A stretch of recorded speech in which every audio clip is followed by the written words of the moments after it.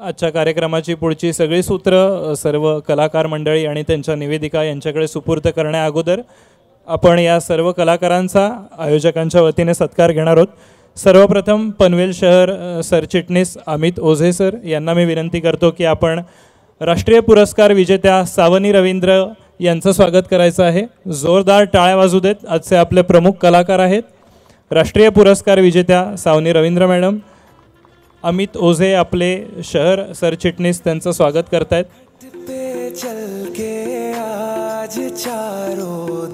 यानंतर केदार भगत शहर उपाध्यक्ष यांच्या हस्ते रश्मी मोघे मॅडम यांचा आपण सत्कार करणार आहोत। सूर नवा ध्यास नवा फेम रश्मी मोघे मॅडम जोरदार टाळ्या वाजत राहू देत। केदार भगत आपले शहर उपाध्यक्ष स्वागत करत आहेत।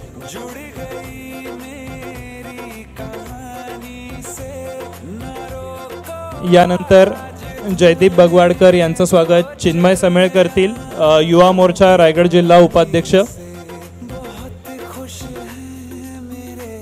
जोरदार टाळ्या वाजत राहू देत। पार्थ बगवाडकर सुप्रसिद्ध गायक सूर नवा ध्यास नवा फेम।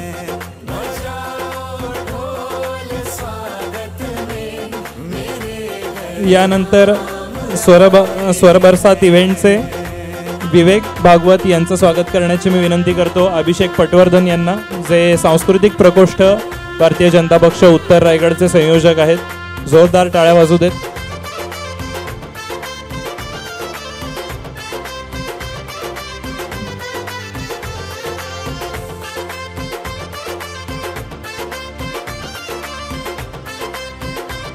यानंतरची सर्व सूत्र मी आजच्या आपल्या कार्यक्रमाच्या सूत्रसंचालिका दीपाली केळकर मॅडम यांच्याकडे सुपूर्द करतो आणि सर्वांना सांगितल्याप्रमाणे सर्व कार्यक्रमांमध्ये आवर्जून एवढीच उपस्थिती लावावी अशी नम्र विनंती करतो। धन्यवाद। नमस्कार नमस्कार रसिक हो। रूपाला खुलवत नाही तो अलंकार व्यर्थ, प्रतिभेची पारख नाही तो पुरस्कार व्यर्थ, लोकांना शिकवत नाही तो अहंकार व्यर्थ आणि मनातून उमटत नाही तो नमस्कार व्यर्थ। त्यामुळे सर्व पनवेलकर रसिकांना रामभक्तांना अगदी मनापासून अंतःकरणापासून आम्हा सर्व कलाकारांच्या वतीनं नमस्कार करते। आणि पनवेल विधानसभेचे आमदार माननीय प्रशांतजी ठाकूर, माजी सभागृह नेते परेश ठाकूर, पनवेल शहराध्यक्ष अनिल भगत आणि सांस्कृतिक विभागाचे अभिषेक पटवर्धन, या सगळ्यांबद्दल आभार हा शब्द वापरत नाही कारण आभारामध्ये भार येतात ना, आणि धन्यवादही म्हणत नाही, धन्यवादात वाद येतो। त्याच्यामुळे या सर्व पदाधिकाऱ्यांबद्दल, मान्यवरांबद्दल, नेत्यांबद्दल आणि तुम्हा सर्व रसिकांबद्दल अगदी मनपूर्वक कृतज्ञता व्यक्त करते।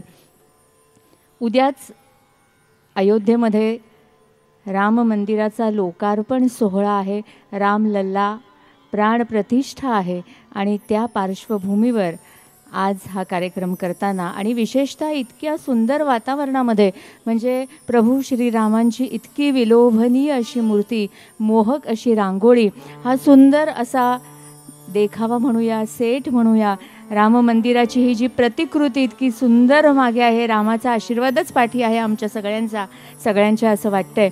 आणि ह्या अशा सुंदर अशा वातावरणामध्ये हा कार्यक्रम सादर करताना आम्हाला विशेष आनंद होत आहे। आपल्या सगळ्या भारतीय मनाची काही श्रद्धास्थानं आहेत, त्यापैकी एक श्रद्धास्थान म्हणजे अयोध्या।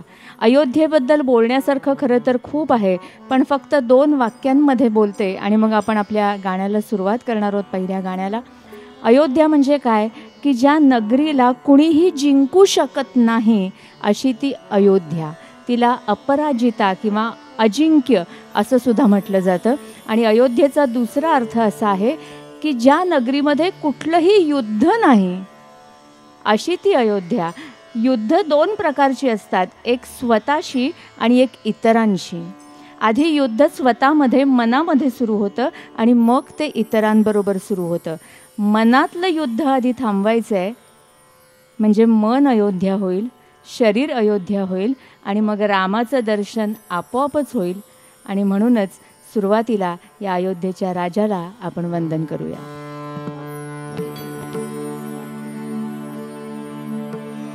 आ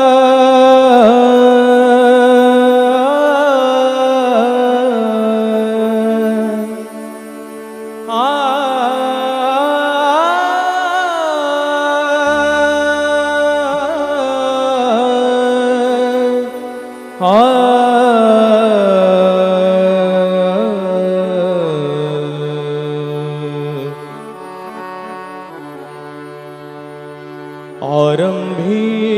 वंदीन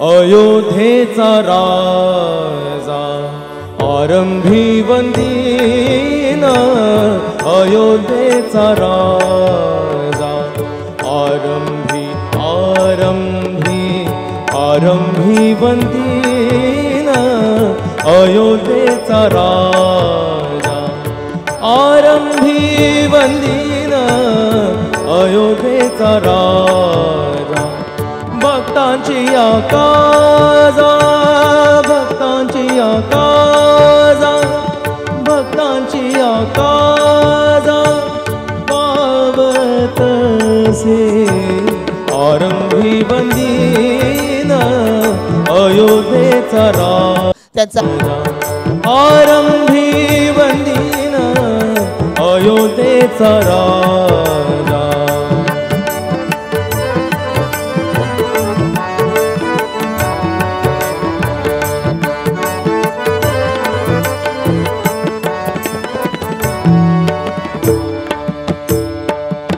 पावतसे महासंकटी निर्वाणी, पाहतसे महासंकटी निर्वाणी, पाहतसे महासंकटी निर्वाणी, राम नाम वाणी, राम नाम वाणी, राम नाम वाणी उच्चारिता, आरंभी वंदीन अयोध्येचा राजा, आरंभी वंदीन अयोध्येचा राजा.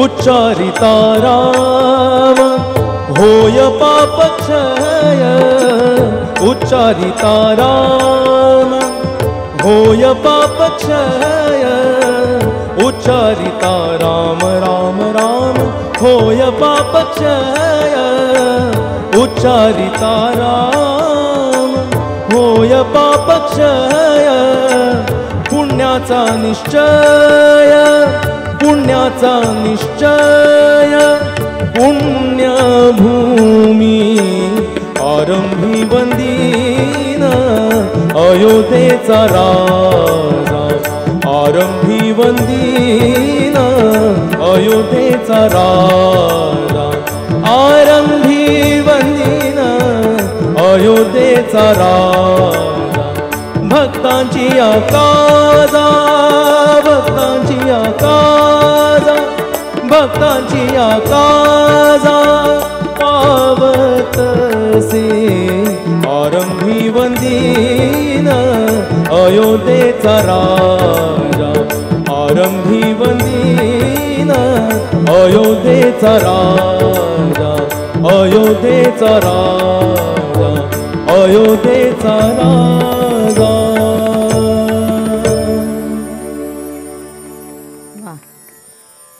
रामदास स्वामींची ही रचना पंडित भीमसेन जोशी यांनी गाऊन प्रसिद्ध केलेली, राम फाटक यांनी स्वरबद्ध केलेली, जयदीप बगवाडकर यांनी आपल्यापुढे सादर केली आणि कार्यक्रमाची एक छान सुरुवात जयदीपने करून दिली आहे. रसिको, संत गाडगेबाबा त्यांच्या कीर्तनामध्ये ना एक किस्सा कायम सांगायचे आणि गाडगेबाबांच्या कीर्तनाचं एक वैशिष्ट्य असं असायचं की त्यांच्या कीर्तनामध्ये प्रश्नोत्तर असायची. तर सगळ्यात श्रेष्ठ कोण असा मुद्दा कीर्तनामध्ये निघाला. सबसे श्रेष्ठ कौन, सबसे बड़ा कौन. एक जण म्हणाला सबसे बड़ी धरित्री. मग एक जण म्हणाला धरित्री कैसे बड़ी, वो तो शेष के माथे पर खड़ी, तो शेष बड़ा. मग आणखीन एक जण म्हणाला शेष कैसे बड़ा, वो तो शंकर के गले में पड़ा, तो शंकर बड़ा. मग आणखीन एक जण म्हणाला शंकर कैसे बड़ा, वो तो नंदी पर बैठकर चला, तो नंदी बड़ा. मग आणखीन एक जण म्हणाला नंदी कैसे बड़ा, वो तो कैलाश पर्वत पे खड़ा, तो कैलाश पर्वत बड़ा. आणखीन एक जण म्हणाला, कैलास पर्वत कैसे बडा, उसे तो रावण ने 3 बार उखाड़ा तो रावण बडा. आणखीन एक जण म्हणाला, रावण कैसे बडा, वो तो वाली के घर में अंगद के झूले पर लपेट के पड़ा तो वाली बडा. मग आणखीन एक जण म्हणाला, वाली कैसे बडा, उसे तो राम ने एक ही बाण से मारा तो राम बडा. मग आणखीन एक जण म्हणाला, राम कैसे बडा, वो तो हनुमान के हृदय में खडा तो हनुमान बडा. ह्याच्यानंतर कुणीही काही बोललं नाही. थोडक्यात काय, भक्त सगळ्यात श्रेष्ठ. देवापेक्षा श्रेष्ठ कोण? भक्त. कुठेतरी एक छान वाक्य वाचलं होतं की जर पूर्ण रामायणातून जर हनुमानच गाळला तर काय गाळच उरेल ना. त्याच्यामुळे भक्त सगळ्यात श्रेष्ठ. आणि हनुमंत हा असा भक्त आहे ज्याला देवत्व प्राप्त झालं आहे. म्हणजे त्याचं वेगळेपण किती आहे पहा. त्या संदर्भात मी पुढे बोलणारच आहे. पण अशा भक्तांसाठी देव धावून जातात. एकदा गोंदवलेकर महाराजांना एका भक्ताने विचारलं की देवाची मूर्ती, आता ही आपण प्रभू श्री रामचंद्रांची मूर्ती पाहतोय, देवाची मूर्ती उभी का असते? तेव्हा गोंदवलेकर महाराजांनी उत्तर दिलं की खऱ्या भक्तांनी धावा केल्यानंतर बसलेलं उठायला जितका वेळ लागतो ना तितकाही वेळ जाऊ नये म्हणून ही मूर्ती कायम उभीच असते. आणि मग खऱ्या भक्तांसाठी देव कसा धावून जातो ते पुढच्या गीतामध्ये आपण ऐकणार आहोत.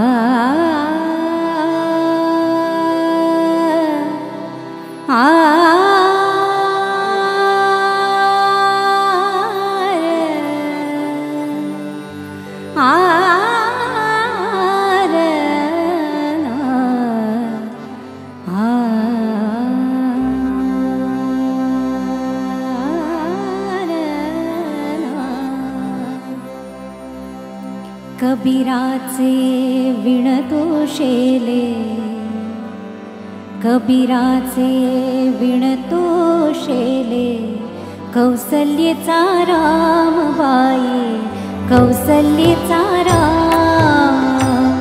कबीराचे विणतो शेले, कौसल्येचा राम बाई, कौसल्येचा राम बाई, कौसल्येचा राम.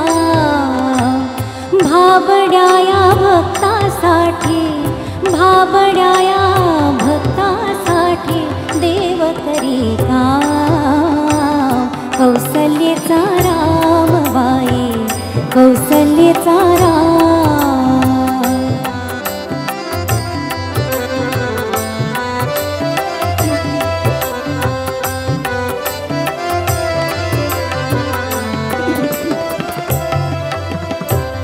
एक एक तारी हाती भक्त गाई गीता, एक एक तारी हाती भक्त गाई गीता.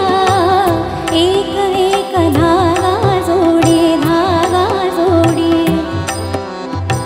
जानकीचा नाथ, जानकीचा नाथ. राजा घनश्याम, कौसल्येचा राम बाई, कौसल्येचा राम. कबीराचे विणतो शेले, कौसल्येचा राम बाई, कौसल्येचा राम.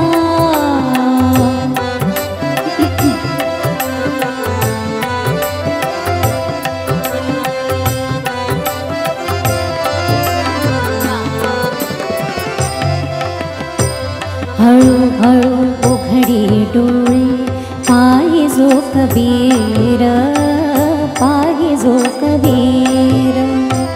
हळूहळू उघडी डोळे, हळूहळू उघडी डोळे, हळूहळू उघडी डोळे, पाहिजो कबीर, पाहिजो कबीर.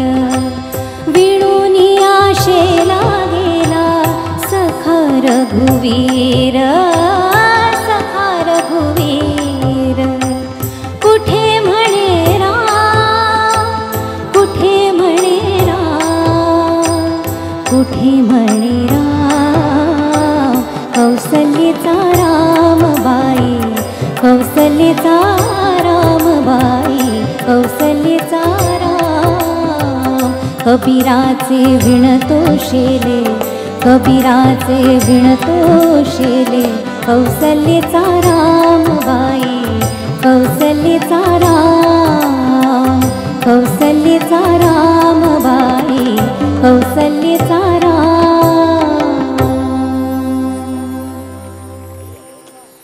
वा, किती वर्ष आपण हे गाणं ऐकतोय. गदिमा गदिमांनी लिहिलेलं आणि पुलंनी स्वरबद्ध केलेलं, म्हणजे गोड शब्द गोड चाल. आत्ताच मला जयदीप म्हणाला की किती गोड लिहिलं ना. खरंच इतकी वर्ष, 1950 सालचा वगैरे साधारण हा सिनेमा असावा, इतकी वर्ष झाली तरी आजही त्याची गोडी कमी झालेली नाही, त्यातलं माधुर्य कमी झालेलं नाही. आणि माणिक वर्मांनी गाऊन प्रसिद्ध केलेलं हे गीत रश्मीने आत्ता आपल्या पुढे सादर केलं. रसिको, मूळ जी रामायण कथा आहे ना, त्या कथेला अनेक उपकथांची किंवा लोककथांची लेणी लाभलेली आहेत. त्यातलीच एक गमतीशीर अशी कथा तुम्हाला सांगते, कदाचित तुम्ही ऐकली असेल कधी. रामाचा जन्म झाल्यानंतर सगळ्यांनाच सगळ्या अयोध्यावासियांना रामाचं मुख पाहण्याची, त्याचं दर्शन घेण्याची सगळ्यांना उत्सुकता लागलेली होती छोट्या ह्या बाळाला पाहण्यासाठी.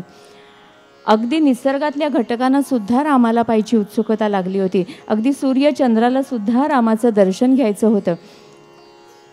आणि चंद्र हा तर विष्णूचा भक्त, म्हणजे राम हा विष्णूचा अवतार आणि चंद्र हा विष्णूचा भक्त आणि विष्णूचा सखा. त्यालाही आपल्या ह्या नव्या, म्हणजे आपल्या सख्याला या नव्या रूपामध्ये पाहायचं होतं. पण तुम्हाला सगळ्यांना माहिती आहे, रामाचा जन्म हा दुपारी 12 वाजता.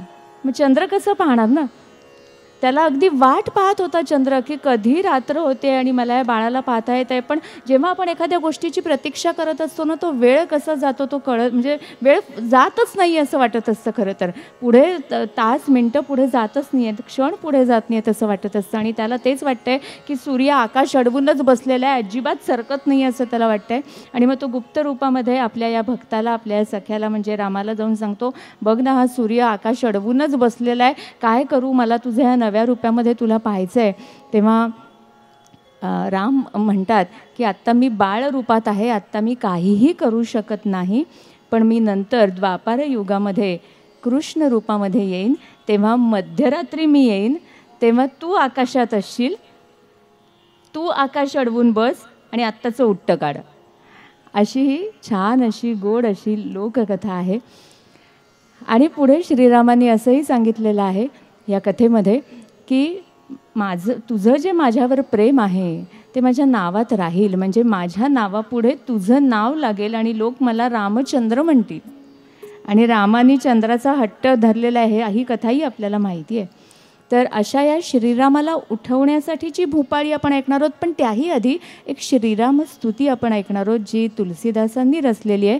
आणि मला सांगायला अतिशय आनंद आणि अभिमानसुद्धा सावनीचं यासाठी वाटतोय की अयोध्येमध्ये लता मंगेशकर चौक, बरोबर ना, याचं जे उद्घाटन झालं त्यावेळेला, उद्घाटनाच्या वेळेला तिने हे भजन, ही स्तुती गायलेली आहे. त्याबद्दलही तिने तो अनुभव तिने सांगावा, खरं तर तिच्या तोंडून ऐकायला मला आवडेल. आणि ते भजन आणि मग श्रीरामाला उठवणारी भूपाळी आपण दोन्ही तिच्या तोंडून ऐकणार आहोत. जरूर. ते आधी सगळ्यांना मनापासून जय श्रीराम.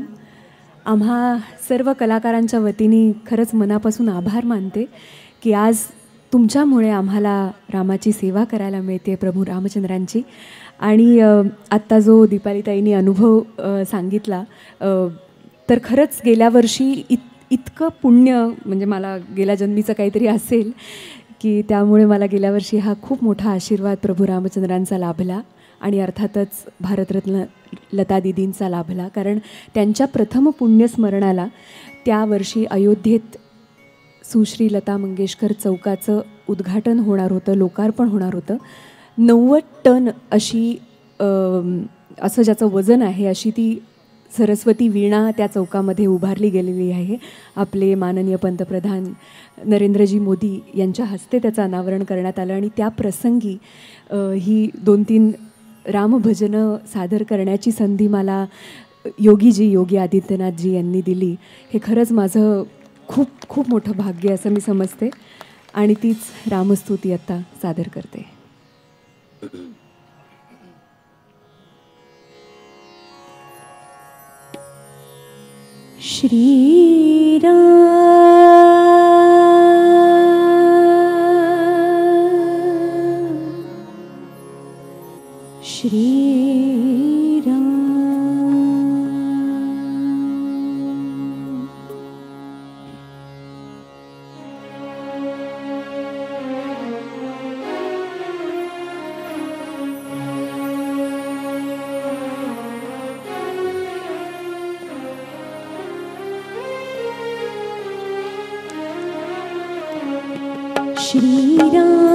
श्रीरामचन्द्र कृपालु भज मन हरण भव भयदारुणं श्रीरामचन्द्र कृपालु भज मन हरण भव भयदारुणं नवकञ्ज लोचन कञ्ज मुख करकञ्ज पदकञ्जारुणं श्रीराम श्रीराम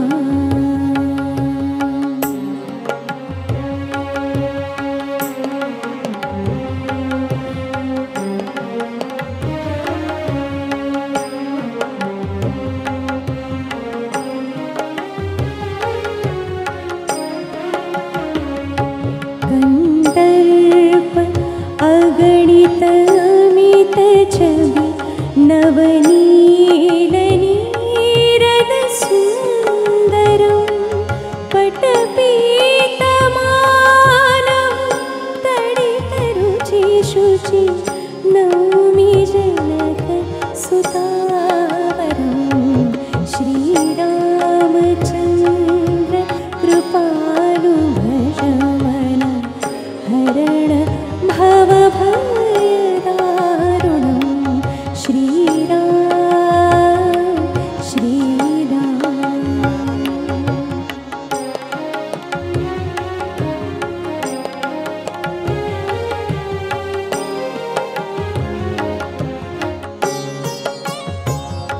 इति वदति तुलसीदास शङ्कर शेष मुनिमनरञ्जनं मम हृदयकञ्ज निवास कुरु कामादिकदलगञ्जनं श्रीरामचन्द्र कृपालु भज मन हरण भव भयदारुणं नवकञ्जलोचन कञ्जमुख करकञ्ज पदकञ्जारुणं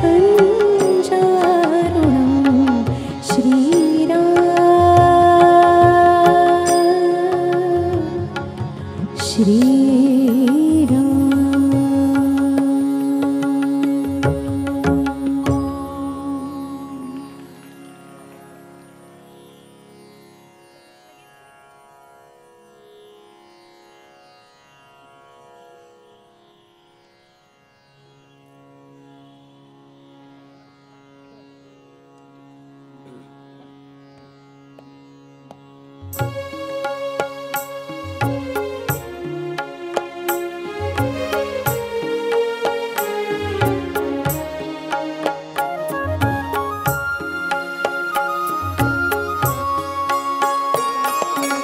उठी श्रीरामा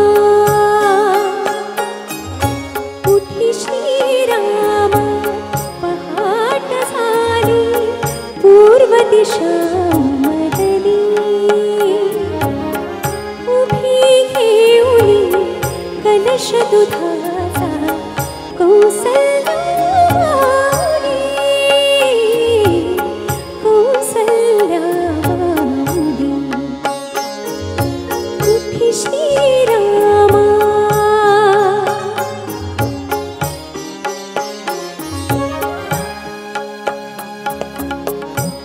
होमगृहीला ऋषी मुनींचे सामवेद रंगले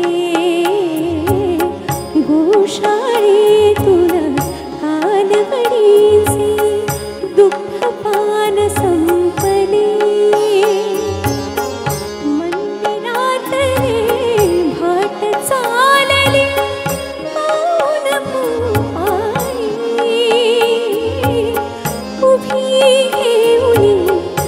कलश दुधाचा कौसल्या माऊली, कौसल्या माऊली. उठी श्रीरामा पहाट झाली, पूर्व दिशा उमलली. उभी घेऊनी कलश दुधाचा कौसल्या माऊली, कौसल्या माऊली. उठी श्रीरामा.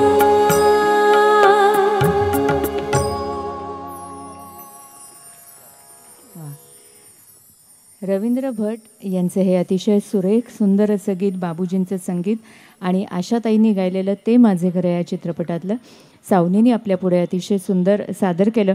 रसिको, मराठी माणसाची काही लक्षणं दिसून येतात पहा. म्हणजे मराठी माणूस जगाच्या पाठीवर कुठेही गेला ना तरी मराठीपणाची काही लक्षणं दिसून येतातच. म्हणजे तुम्हीही सांगू शकता, यादी खरं तर खूप मोठी आहे.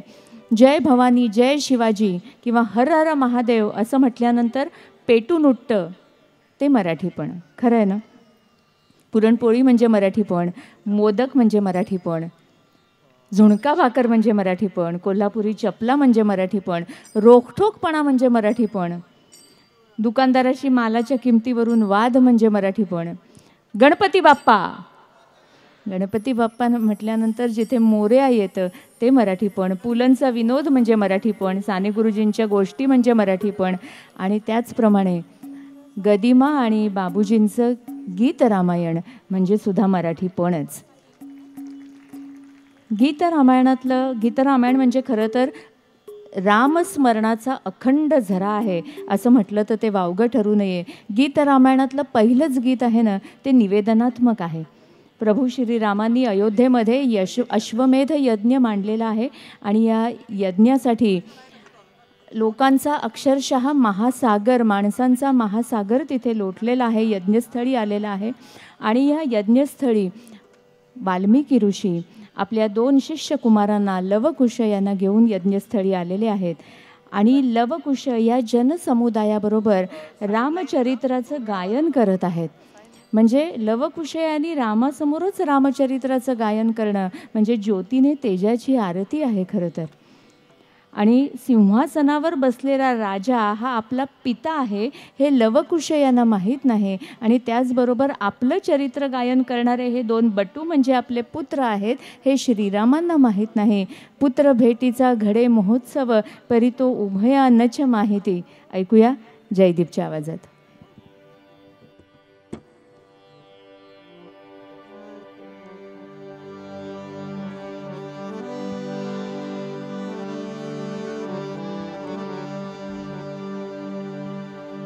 श्री राम, श्री राम, श्री राम, श्री राम, श्री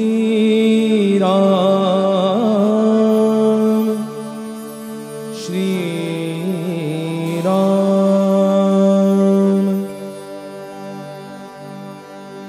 स्वये श्री राम प्रभो ऐकती, स्वये श्री राम प्रभो ऐकती, कुशलव रामायण गाती.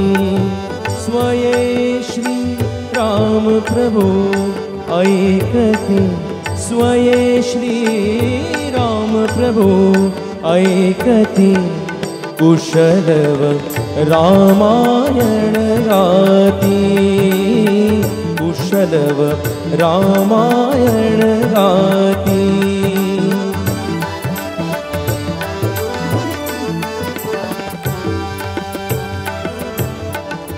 कुमार दोघे एक वयाचे, सजीव पुतळे रघुरायाचे. कुमार दोघे एक वयाचे, सजीव पुतळे रघुरायाचे पुत्र सांगती चरित पित्याचे पुत्र सांगती चरित पित्याचे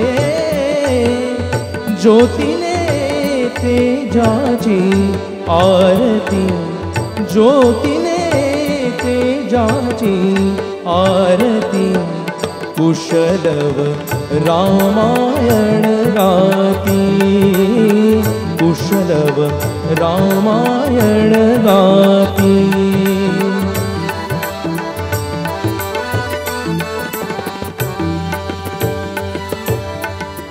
राजसमुद्रा वेशमुनींचे गंधर्वचे तपोवनीचे राजसमुद्रा वेशमुनींचे गंधर्वचे तपोवनीचे वाल्मिकीच्या भावमनीचे वाल्मिकीच्या भावमनीचे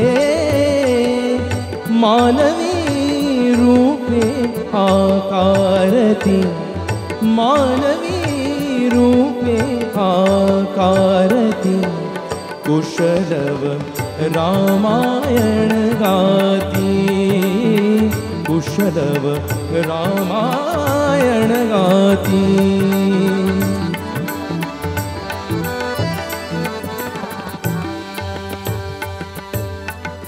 ते प्रतिभेच्या आम्रवनातील वसंत वैभव गाते कोकिल ते प्रतिभेच्या आम्रवनातील वसंत वैभव गाते कोकिल बालस्वराने करुणी किलबिल बालस्वराने करुणी किलबिल गायने ऋतुराजा भारती गायने ऋतुराजा भारती कुशलव रामायण गाती कुशलव रामायण गाती स्वये श्रीराम प्रभु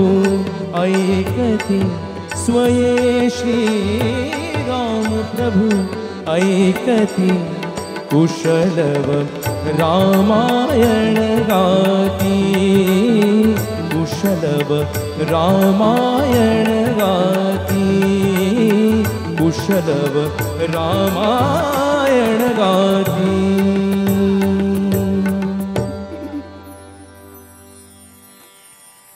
गीत रामायणातलं हे पहिलंच गीत जयदीपने आपल्यापुढे सादर केलं.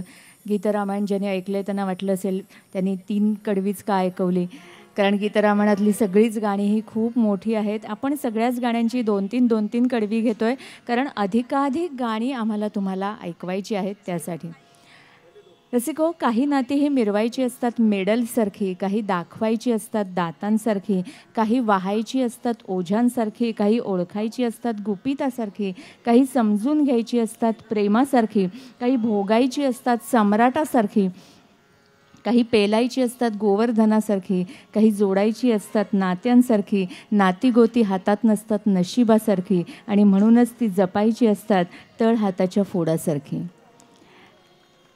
आणि रामाशी रामकथेशी असंच आपलं नातं आहे. मगाशी प्रास्ताविक करताना प्रशांतजी ठाकूर यांनी सांगितलं, लहानपणापासून आजी आजोबा आई वडील गुरुजन यांच्याकडून ह्या रामकथा आपण ऐकतो आहे, रामजन्माच्या कथासुद्धा ऐकतो आहे की अयोध्येमध्ये सगळी सुखं होती, सगळी लोक सुखात समाधानात ऐश्वर्यात होती, पण एक खंत होती, गादीला वारस नव्हता. आणि म्हणून दशरथ राजांनी पुत्र कामेष्टी यज्ञ मांडला आणि त्याला ऋष्यशृंग ऋषींना आमंत्रित केलं. ऋष्यशृंग ऋषींनाच का आमंत्रित केलं तर कामशास्त्र या विषयातलं त्यांना सखोल ज्ञान होतं आणि वनस्पतींचे गुणधर्म याचंही त्यांना ज्ञान होतं. आणि मग अग्नीच्या साह्याने वनस्पतीपासून त्यांनी प्रसाद तयार केला आणि तो प्रसाद दशरथ राजा पायसदान हे जे गाणं आहे गीत रामायणातलं ते आपण घेत नाही आहोत, पण तो प्रसाद त्यांनी दिला तिन्ही राण्यांना आणि दशरथ राजाला. आणि त्यानंतर कौसल्येला श्रीराम, सुमित्रेला लक्ष्मण आणि शत्रुघ्न, कैकेयीला भरत असे 4 पुत्र झाले. राजाची इच्छा पूर्ण झाली. प्रासादातील सुखाला सीमा राहिल्या नाहीत. रामजन्म ही एक आनंदाची अवस्था. राजघराण्याला आनंद झाला कारण गादीला वारस मिळाला. प्रजेला आनंद झाला कारण राजाला पुत्र लाभ झाला. कौसल्येला आनंद झाला तो मातृत्व प्राप्तीचा आणि निसर्गाला आनंद झाला तो नवचैतन्य जन्मल्याचा. ऐकूया सावनीकडून.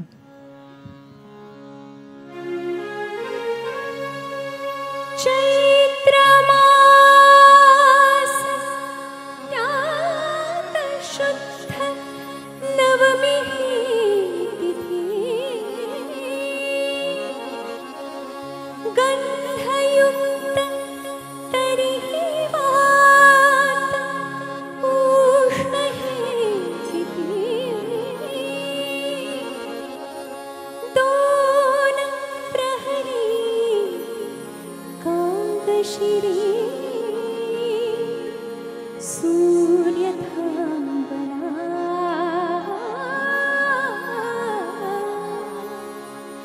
राम जन्मला ग सखी, राम जन्मला, राम जन्मला ग सखी, राम जन्मला, राम जन्मला ग सखी, राम जन्मला.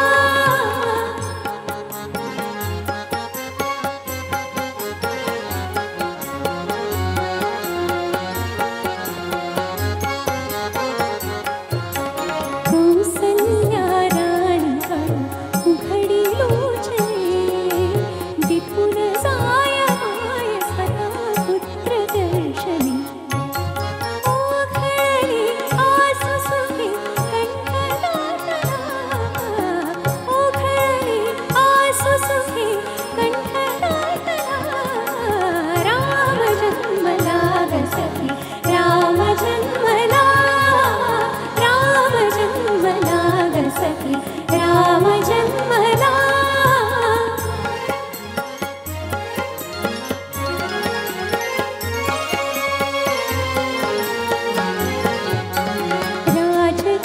राजकीलही सौख्य पर्वणी, सौख्य पर्वणी. पानावून अंबरला धेनुवंगणी, धेनुवंगणी.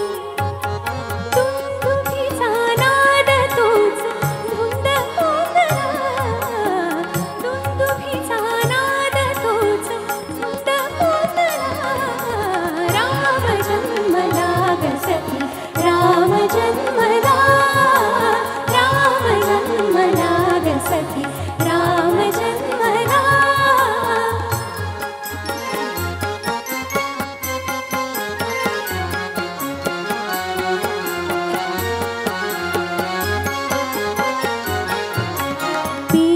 पिंगुळल्यात पात जागत्या कळा, काय काय करीत पुन्हा उमलल्या पुण्या.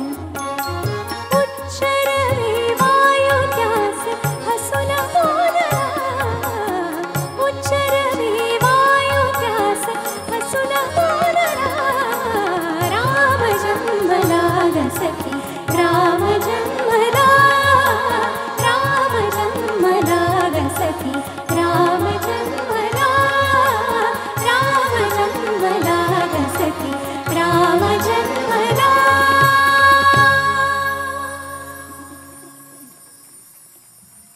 रसिको, आपल्या सगळ्यांना माहिती आहे की बाबूजींनी हे गीत समूह स्वरात केलेलं आहे. म्हणजे मुख्य गायिका आणि समूह स्वर असं न करता पूर्ण गाणंच समूह स्वरात केलेलं आहे. ते सावनीने आता इथे एकटीने आपल्यापुढे सादर केलं. आणि रामजन्म ही एक अपूर्व घटना होती. आजही त्याचं अपूर्वत्व कायम आहे. म्हणून रामनवमीचा उत्सव आजही तितक्याच उत्साहाने आणि ऊर्जेने आपल्याकडे साजरा केला जातो. आणि ही रामकथा आपल्या लोकवाणीमध्ये सुद्धा इतकी रुजलेली आहे. पहा, तुम्ही सुद्धा सांगू शकता. म्हणजे ग्रामीण भागामध्ये अजूनही नमस्कार करताना रामराम पाहुणं असं म्हटलं जातं. निरोप देताना सुद्धा राम राम असं म्हटलं जातं. दोन भाऊ जर गुण्यागोविंदाने नांदत असतील तर त्याला राम लक्ष्मणाची जोडी म्हटलं जातं. औषध हटकून गुण देणारं असेल तर त्याला रामबाण औषध म्हटलं जातं. सकाळच्या वेळेला राम प्रहर असं आपण म्हणतो. राम फळ असतं, सीताफळ पण असतं, पण सीताफळाशी या सीतेचा काही संबंध नाही, पण सीताफळसुद्धा असतं. एखादी गोष्ट आपण सोडून देतो तर राम राम ठोकला असं सुद्धा आपण म्हणतो. आयाराम म्हणतो, गयाराम म्हणतो, सुतराम शक्यता नाही असं म्हणतो, राम प्यारी म्हणतो, राम दुलारी म्हणतो. इतकंच काय, काना शिकवताना, शाळेमध्ये काना शिकवताना किंवा उलटं वाक्य वाचल्यानंतर सुद्धा तसंच राहतं हे शिकवताना रामच आठवतो. रामाला भाला मारा हे वाक्य शिकवलं जातं. आणखीन ताकापुरतं रामायण असतं. एखादी गोष्ट लांबत चालली की ती मारुतीच्या शेपटासारखी लांबत चालली आहे असं आपण म्हणतो. माझं बोलणं पण असं लांबतंय असं वाटतंय का? पण राम इतका लोकवाणीमध्ये खरं तर रुजलेला आहे, म्हणून मला हे सगळं सांगावंसं वाटतंय. त्राटिकेचा अवतार असतो, कुंभकर्णाची झोप असते, अति तिखट भात असतो ना त्याला रावण भात असं म्हणतात. मुँह में राम बगल में छुरी असं सुद्धा म्हटलं जातं. भाऊसाहेब पाटणकरांचा एक फार छान शेर आहे. त्यांनी असं म्हटलं आहे की चेहरा जेव्हा स्वतःचा दर्पणी मी पाहिला, सांगतो प्रत्यक्ष तेथे हनुमान आम्ही पाहिला, मिचकावूनी डोळे मला तो फक्त इतुके बोलला, वेड्या रे आता कुठेही राम नाही राहिला. राम राहिला नाही म्हणजे कशात काही अर्थ राहिला नाही असं सुद्धा आपण म्हणतो. सुमनताई फडकेंनी असं म्हटलं आहे, 10 तोंडाच्या सावलीला रावण मनात घाबरायचा, 10 तोंडाच्या सावलीला रावण मनात घाबरायचा, राम राम मंत्र मनात मात्र म्हणायचा. तर असा हा राम. तुमच्यापैकी कोणी नर्मदा परिक्रमा केली आहे का हो? नर्मदा परिक्रमेतले काही शब्द माझ्या असे वाचनात आले की तिथे चहा असेल तर चाय राम त्याला म्हटलं जायचं, मिरचीला लंका राम, वरण भाताला दाल राम, रोटी किंवा पोळी असेल तर त्याला टिक्कड राम, भाताला चावल राम, भाजीला सब्जी राम, मिठाला राम रस असं नर्मदा परिक्रमेमध्ये म्हटलं जातं. आणि आपल्याकडे ही 3 गायक मंडळी वादक आहेत. रामकली नावाचा राग पण असतो ना, तर इतका हा राम खूप सांगता येईल खरं तर. इतका हा राम रुजलेला आहे. राम जपच करते खरं तर मी, पण आता गाण्यातून आपण तो रामजप ऐकणार आहोत रश्मीकडून.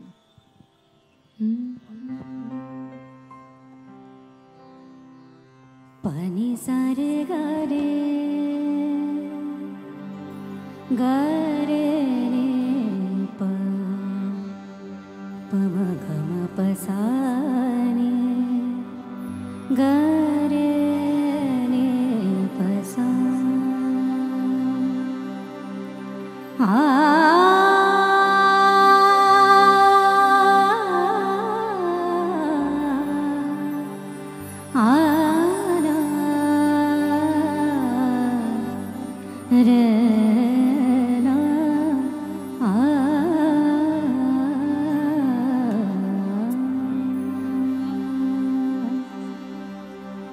राम राम राम राम जप करी सदा राम राम राम राम जप करी सदा राम राम राम जप करी सदा शंभु राम नाम घे शंभु राम नाम घे तेणे दाह शांत होई तेणे दाह शांत होई विभीषण मैत्री सठाई विभीषण मैत्री सठाई खंडना कदा राम राम राम राम जप करी सदा राम राम राम राम जप करी सदा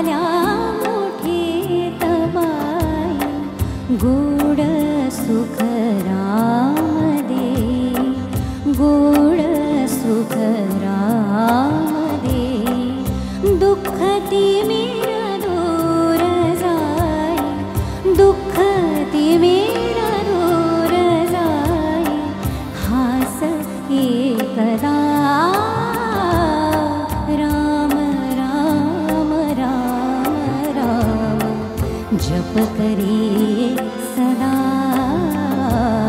राम राम राम राम जप करे सदा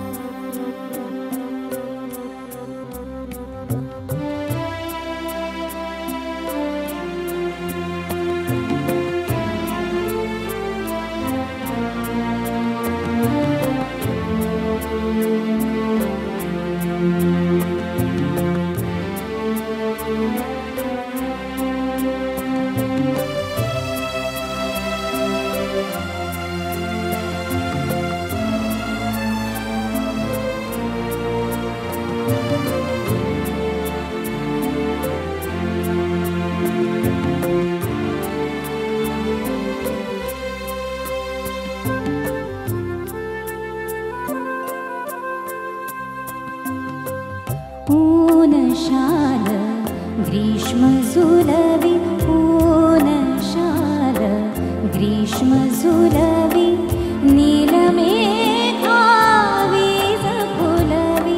नीलमेघावीजफुलवि भुलुनी भय मम खुशीत भुलुनी भय मम खुशीत नीज चञ्चला राम राम राम राम जप करे सदा राम राम राम राम जप करे सदा शंभु राम नाम गे शंभु राम नाम गे तेणे दाह शांत होई तेणे दाह शांत होई विभीषण मैत्री सठाई विभीषण मैत्री सठाई खंडना कदा राम राम राम राम जप करे सदा राम राम राम राम जप करे सदा जप करे सदा जप करे सदा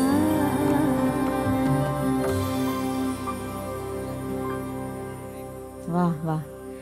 मंगेश कांगणे यांचे अतिशय सुंदर शब्द, राहुल देशपांडेंचे संगीत. मी वसंतराव या चित्रपटासाठी श्रेया घोषाल यांनी गायलेलं हे गीत तितक्याच तरलपणे आणि भावपूर्ण रीतीने रश्मीने आपल्यापुढे सादर केलं. आणि जयदीप, श्रेया घोषालवरनं तू श्रेया घोषालबरोबर जगभर कार्यक्रम केलेस ना. मी मुद्दाम श्रेया घोषालचं गीत आम्ही सादर केलं म्हणून मला हे आवर्जून सांगावंसं वाटतं की जयदीपनी श्रेया घोषालबरोबर अक्षरशः जगभरात किती 7-8 वर्ष झाली ना तू कार्यक्रम तिच्याबरोबर तो करतोय सातत्याने. पुढच्या टप्प्याकडे वळताना जसं माणसाचं व्यक्तिमत्व असतं ना तसं प्रत्येक गावाचं पण व्यक्तिमत्व असतं बरं का. बघा तुम्हाला पटतंय का. मुंबई पुणे हे कायम तरुण वाटतं. नाशिक हे पळी पंचपात्र घेऊन चाललेल्या भटजीसारखं वाटतं. सोलापूर हे धुरकटलेल्या कपड्यातलं डोळ्यापुढे येतं. पटतंय ना.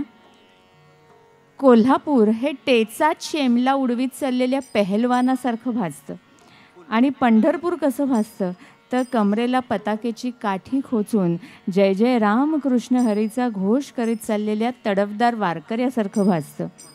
पनवेल कसं भासतंय मला तरी आज रसिक, सांस्कृतिक आणि भक्तिमय असं वातावरण आज पनवेलमध्ये वाटतंय. पनवेलकडनं पुन्हा एकदा पंढरपूरकडे येताना जिथे देवाचा निवास आहे, नदीचा सहवास आहे, बुक्याचा सुवास आहे आणि संतांचा ध्यास आहे असं हे पंढरपूर शहर, पंढरपूर गाव. आणि तिथे हा विठ्ठल उभा आहे. पण तो कर्नाटकातून आला आहे असं सुद्धा म्हटलं जातं. अगदी आदिम काळापासून पडलेला प्रश्न आहे की परमेश्वर नावाची शक्ती खरंच अस्तित्वात आहे का हो. कुसुमाग्रजांनी फार छान उत्तर दिलं आहे. त्यांनी असं म्हटलं आहे, ज्याला तो हवा आहे ना त्याच्यासाठी तो आहे, आणि ज्याला तो नको आहे त्याच्यासाठी तो नाही आहे. ज्याला तो हवा आहे त्याच्यासाठी तो धावून कसा येतो, आपण ऐकणार आहोत जयदीपकडून.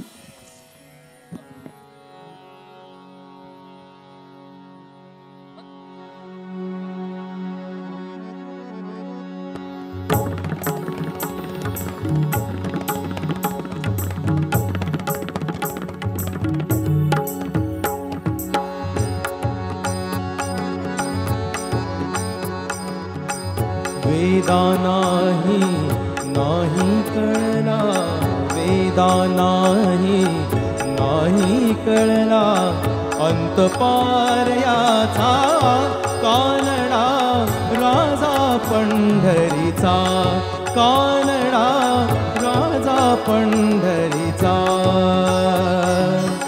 वेदा नाही कळला, वेदा नाही कळला, अंतपार याचा कानडा राजा पंढरीचा, कानडा राजा पंढरीचा.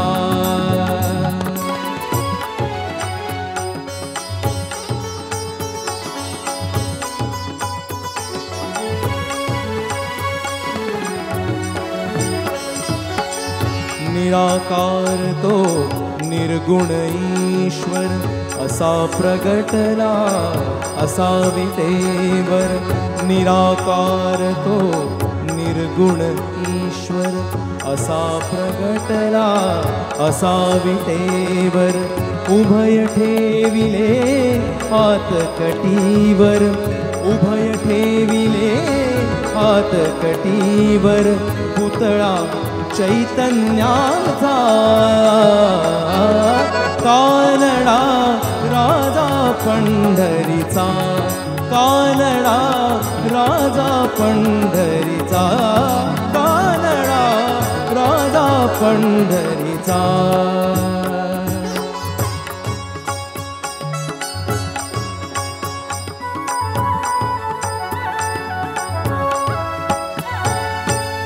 परब्रह्म हे भक्तासाठी मुके ठाकले भीमे काठी. परब्रह्म हे भक्तासाठी मुके ठाकले भीमे काठी. उभा राहिला भाव सावयव, उभा राहिला भाव सावयव. जणू की पुंडलिकाचा कानडा राजा पंढरीचा, कानडा राजा पंढरीचा, कानडा राजा पंढरीचा.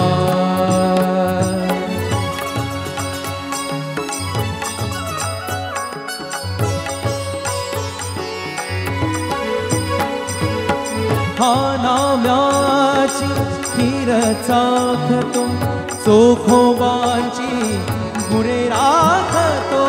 हा नाम्याची खीर चाखतो, चोखोबांची गुरे राखतो. पुरंदराचा हा परमात्मा, पुरंदराचा हा परमात्मा. वाली दामाजीचा कानडा राजा पंढरीचा, कानडा राजा पंढरीचा, कानडा राजा पंढरीचा. वेदा नाही कळला, वेदा नाही कळला, अंतपार याचा कानडा राजा पंढरीचा, कानडा राजा पंढरीचा, कानडा राजा पंढरीचा. हरी विठ्ठल विठ्ठल विठ्ठल विठ्ठल, हरी विठ्ठल विठ्ठल विठ्ठल विठ्ठल, हरी विठ्ठल विठ्ठल विठ्ठल विठ्ठल, हरी विठ्ठल विठ्ठल विठ्ठल.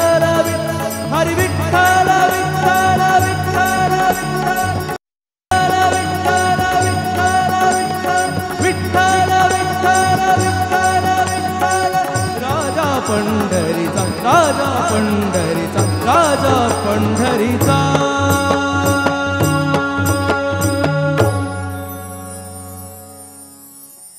वा, वसंतराव देशपांडे आणि बाबूजी दोघांनी म्हटलेलं हे गीत झाला महार पंढरीनाथ या चित्रपटातलं. बाबूजींनीच स्वरबद्ध केलेलं आणि गदिमांनी गायलेलं. जयदीपनी आपल्यापुढे दमदारपणे सादर केलं आणि भावपूर्ण रीतीने सादर केलं. रसिको, एक फुगेवाला असतो बरं का, तो वेगवेगळ्या रंगांचे फुगे विकत असतो. काळा, पांढरा, निळा आणि छान गप्पा मारत विकत असतो. एक छोटा मुलगा विचारतो एकदा की काय हो काका, तो काळ्या रंगाचा फुगा आकाशात उंच उडेल का हो? तेव्हा ते काका खूप छान उत्तर देतात. ते म्हणतात की बाळा, या फुग्याचा रंग काळा आहे की पांढरा आहे हे महत्त्वाचं नाहीच आहे मुळी.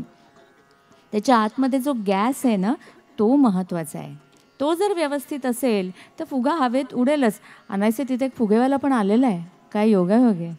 तर त्या गॅस जर असेल व्यवस्थित तर फुगा हवेत उडेलच. म्हणजे काय की बाह्य रूपाला भुलू नका, अंतरंग पहा. गुण जर तुमच्याकडे असेल, तुमचा स्वभाव चांगला असेल, तुमची वृत्ती चांगली असेल, कष्ट करायची तुमची तयारी असेल तर तुम्ही आकाशात झेप घ्यालच. पण तरीसुद्धा असं असलं तरी आपल्याकडे गोऱ्या रंगाचं जरा आकर्षण असतं की नाही? सगळ्यांना असतं, गोऱ्या रंगाचं आकर्षण सगळ्यांना असतं. पण गंमत पहा, आपली सगळी दैवत मात्र सावळी किंवा काळी आहेत. त्यातूनही सावळ्या श्रीकृष्णाचा मोह फार आहे. कृष्ण असेल, विठ्ठल असेल, राम असेल, ही सगळी दैवत सावळी आहेत. का बरं? आपली माती काळी आहे. आपली माती काळी आहे. त्या मातीला तृषार्त करणारे मेघसुद्धा काळे आहेत. आपल्या जिच्या कुशीत आपण वाढतो त्या आईच्या गळ्यातलं आपलं मंगळसूत्रसुद्धा काळं आहे. त्याच्यामुळे ते मणी काळे आहेत. त्यामुळे आपली दैवतसुद्धा काळी आहेत. नावं वेगवेगळी असतील हो, पण ती आहेत सावळी काळी. पण त्याच्यावर आपण मनापासून प्रेम करतो. आणि हे प्रेम फक्त संत साहित्यामध्ये आलेलं नाही, तर ते चित्रपट गीतांमध्ये सुद्धा आलेलं आहे, भावगीतांमध्ये सुद्धा आलेलं आहे. आणि असंच जगाच्या पाठीवर चित्रपटातलं एक अतिशय सुंदर गीत ऐकूया.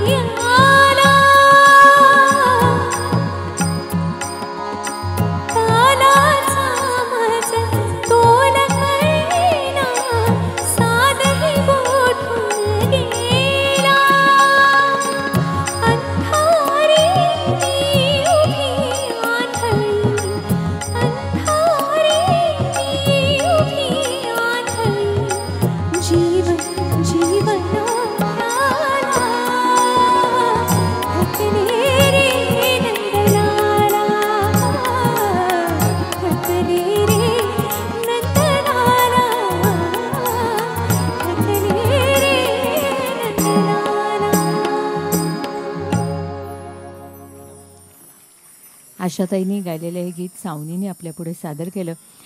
रसिक हो, मी मगाशी म्हटल्याप्रमाणे मूळ रामकथेला इतकी उपकथा किंवा लोककथा, मौखिक परंपरेतून आलेल्या कथा याची लेणी लाभलेली आहेत. आणि विनोबांच्याच गीता प्रवचनेमध्ये एक अतिशय गोड कथा त्यांनी सांगितलेली आहे की रामदास स्वामी रामायण लिहित होते बरं का, आणि ते रामायण जसं जसं लिहून व्हायचं ना तसं ते आपल्या शिष्यांना ऐकवायचे. आणि शिष्यांना ऐकवत असताना मारुती राया तिथे गुप्तपणे येऊन बसायचे. एकदा रामदास स्वामी आणखीन पुढची कथा लिहून झाल्यानंतर आपल्या शिष्यांना ऐकवत होते आणि ऐकवता ऐकवता कथेच्या ओघामध्ये ते म्हणाले की हनुमंत जेव्हा सीतेला भेटायला अशोकवनामध्ये गेले तेव्हा तिथे पांढऱ्या रंगाची फुलं पडलेली होती. मारुतीराय हे गुप्त रूपात होते हे विसरून गेले आणि ते पटकन म्हणाले की ती फुलं पांढरी नव्हती बरं का, ती लाल भडक रंगाची होती. एकदमच अवचित असे मारुतीराय प्रगट झालेले पाहून सगळेच जण एकदम अचंबित झाले, आश्चर्यचकित झाले. रामदास स्वामी सुद्धा आपल्या मुद्द्यावर ठाम होते. ते म्हणाले नाही, ती फुलं पांढऱ्या रंगाचीच होती. मारुतीराय म्हणाले नाही, ती लाल रंगाची होती, मी स्वतःच्या डोळ्याने ती फुलं पाहिलेली आहेत. मग रामदास स्वामी आणि मारुतीराय म्हणाले चला आपण श्रीरामांकडेच जाऊ आणि त्यांच्याकडनंच काय तो निर्णय घेऊ. आणि मग दोघे प्रभू श्रीरामांकडे येतात. श्रीरामांच्या मुखावर हसू येतं की कुठल्या गोष्टीवर लोक वाद घालत आहेत, त्यांना गंमत वाटते, त्या मुद्द्याची गंमत वाटते खरं तर. आणि मग प्रभू रामचंद्र म्हणतात की खरं तर फुलं पांढरीच होती, पण सीतेची दयनीय अवस्था पाहून इतका राग हनुमंताला आला होता. लालबुंद झालेले होते डोळे आणि त्या लालबुंद डोळ्यांना ती फुलं, पांढरी फुलं सुद्धा लालच दिसत होती.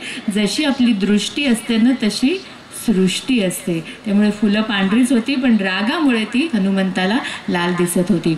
सप्त चिरंजीवांपैकी एक म्हणजे मारुतीराय आहेत. आणि आपल्या सगळ्यांना माहिती, आपल्या सगळ्यांची अशी श्रद्धा आहे की जिथे रामकथा सुरू असते ना, रामकथा सुरू व्हायच्या अगोदरच मारुतीराय तिथे उपस्थित राहतात आणि रामकथा संपल्यानंतर सगळे श्रोते निघून गेल्यानंतर मारुतीराय निघून जातात. आणि जोपर्यंत रामकथा आहे, रामचरित्र आहे, तोपर्यंत मारुती चिरंजीव राहणार आहे असा आशीर्वाद प्रभू रामानीच त्यांना दिलेला आहे. तर अशा या हनुमंताचं गीत आपण ऐकणार आहोत जयदीपकडून.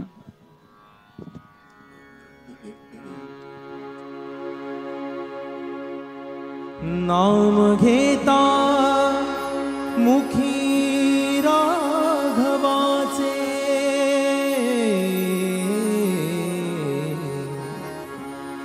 नाम घेता मुखी राघवाचे, नाम घेता मुखी राघवाचे, दास रामाचा हनुमंत नाचे, नाचे दास रामाचा हनुमंत नाचे. नाम घेता मुखी राघवाचे, दास रामाचा हनुमंत नाचे, नाचे दास रामाचा हनुमंत नाचे.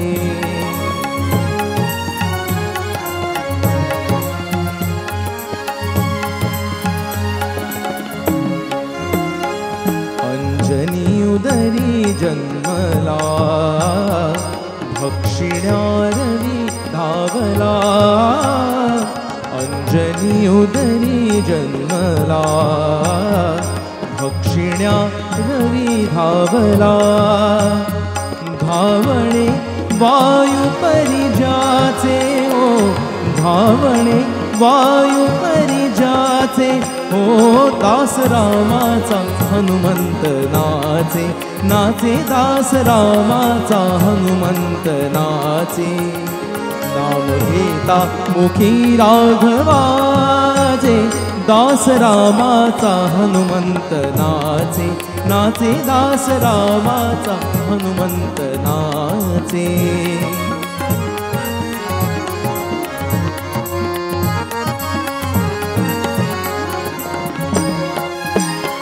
रूप में रूप रे घेऊनी, तरूपा हे सिंधू रंगुनी. रूप में रूप रे घेऊनी हो, तरूपा हे सिंधू रंगुनी. करुनिया दहन लंकेचे, लंकेचे, करुनिया दहन लंकेचे, दहन लंकेचे हो दास रामाचा हनुमंत नाचे नाचे दास रामाचा हनुमंत नाचे नाम घेता मुखी राघवाचे दास रामाचा हनुमंत नाचे नाचे दास रामाचा हनुमंत नाचे नाचे दास रामाचा हनुमंत नाचे. वा, बाबूजींनी गायलेलं हे गीत अण्णा जोशी यांनी लिहिलेलं, निळकंठ अभ्यंकर यांनी स्वरबद्ध केलेलं, जयदीपनी आपल्या पुढे सादर केलं. रसिको, पहिल्या गाण्यापासून जे वादक कलाकार दमदार साथ देत आहेत त्यांची ओळख आपण करून घेऊया. माझ्या बाजूलाच संवादिनीतून संवाद साधणारा अथर्व देव, नावातच देव आहे आणि अथर्वही आहे. कीबोर्डची साथ आहे नरेंद्र सकटे आणि पंकज बनसोडे. पखावज नागेश किरवाडकर, पॅड प्रणव कातळे आणि आमच्या सगळ्यांची मोट ज्यांनी बांधलेली आहे, आम्हा सगळ्यांना ज्यांनी एकत्र आणलेलं आहे. आज दुहेरी भूमिकेमध्ये आहेत. तबला वादक तबलाही बोलका करतोय आणि आम्हाला सगळ्यांनाही बोलकं करतोय, गातं करतोय असा विवेक भागवत. ती स्वरबरसात इव्हेंट याचा निर्माता, अनेक कार्यक्रम, विविध विषयांवरचे कार्यक्रम तो सातत्याने अगदी मनापासून मेहनतीनं आणि परिश्रमाने सादर करत असतो.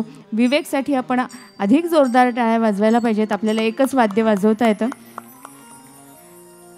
पुढच्या टप्प्याकडे वळताना आणि आणखीन एक महत्त्वाचं नाव, अभिषेक पटवर्धन, ज्यांनी आम्हाला या मंचावर, या स्वरमंचावर येण्याची संधी दिली. अभिषेक आणि प्रशांत ठाकूरजी यांचंसुद्धा अगदी मनापासून मी कृतज्ञता व्यक्त करते आणि पुढच्या टप्प्याकडे वळते. मगाशी मी म्हटलं की सावळ्या श्रीकृष्णाची मोहिनी आपल्यावर फार आहे, नाही का? रसज्ञ, मर्मज्ञ, तत्त्वज्ञ, राजनीतिज्ञ अशा विविध भूमिकेमध्ये वावरणारा असा हा सावळा श्रीकृष्ण, रांगणारा, रंगणारा, रंगवणारा, रमणारा, रमवणारा असा हा श्रीकृष्ण. भारतीय मनाचे दोन चिरंजीव राजे आहेत, एक म्हणजे श्रीराम आणि दुसरा म्हणजे श्रीकृष्ण. त्यांची तुलना, त्यांच्या सिंहासनावर दुसरं कधीही कुणीही बसू शकत नाही आणि त्यासाठी त्यांना कुठलीही निवडणूकसुद्धा लढवावी लागलेली नाही श्रीराम आणि श्रीकृष्णाला. हे या दोघांचं वैशिष्ट्य आहे. आणि श्रीकृष्णाने आपल्या भारतीय जनतेला दोन देणग्या दिलेल्या आहेत, एक म्हणजे भगवद्गीता आणि दुसरी म्हणजे बासरी. बासरीकडनं मी एका वेगळ्या गीताकडे आपल्याला घेऊन येते. दोन महागायकांसाठी, दोन भारतरत्नांसाठी, दोन भारतरत्न या दोन महानायकांसाठी गायले. राम आणि कृष्ण ह्या दोन महानायकांसाठी दोन महागायक गायले. भारतरत्न पंडित लता मंगेशकर आणि भारतरत्न पंडित भीमसेन जोशी. राम श्याम गुणगान असं त्या अल्बमचं नाव. श्रीनिवास खळे यांनी संगीतबद्ध केलेला, पंडित नरेंद्र शर्मा यांचे शब्द आपण ऐकणार आहोत रश्मीकडून.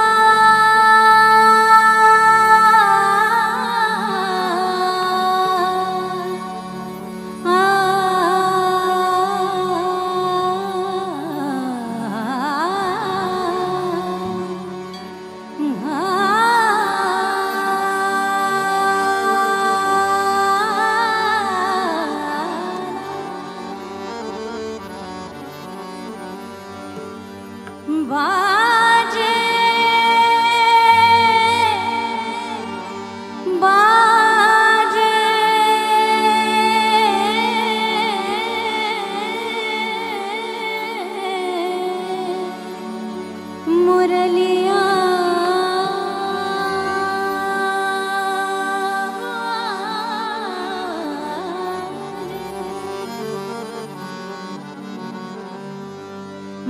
बाजे रे मुरलिया बाजे बाजे रे मुरलिया बाजे बाजे रे मुरलिया बाजे बाजे रे मुरलिया बाजे बाजे रे मुरलिया बाजे अधर धरे मोहन मुरली पर अधर धरे मोहन मुरली पर अधर धरे मोहन मुरली पर होठ पे माया बिराजे बाजे मुरलिया बाजे बाजे रे मुरलिया बाजे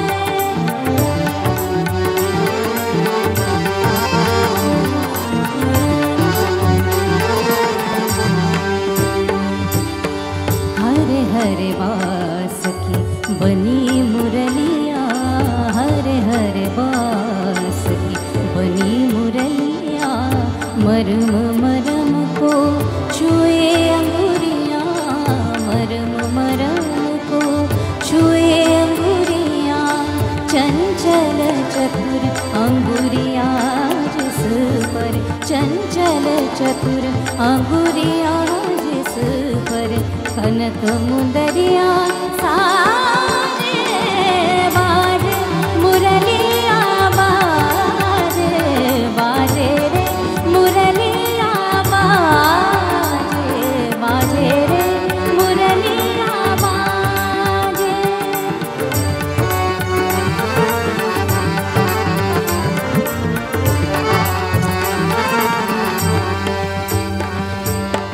पीली मुंदरी अंगुरीशा पीली मुंदरी अंगुरीशा मुंदरी पर राधा का नाम मुंदरी पर राधा का नाम आकर देखे सुने मधुर स्वर आकर देखे सुने मधुर स्वर आकर देखे सुने मधुर स्वर राधा गोरी राधे बाजे मुरलिया बाजे बाजे रे मुरलिया बाजे बाजे रे मुरलिया बाजे विठ्ठल विठ्ठल विठ्ठल विठ्ठल तुम्ही सगळ्यांनी माझ्याबरोबर गजर कराल का राधा कृष्ण राम सगळे एक रूप आहेत आपण सगळ्यांनी मिळून विठ्ठलाचा गजर करूया मी म्हणेन ते फक्त रिपीट करा ठीक आहे विठ्ठल विठ्ठल विठ्ठल विठ्ठल विठ्ठल विठ्ठल विठ्ठल विठ्ठल विठ्ठल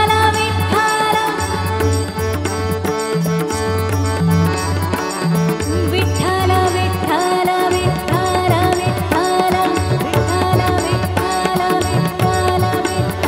विठ्ठल विठ्ठल विठ्ठल विठ्ठल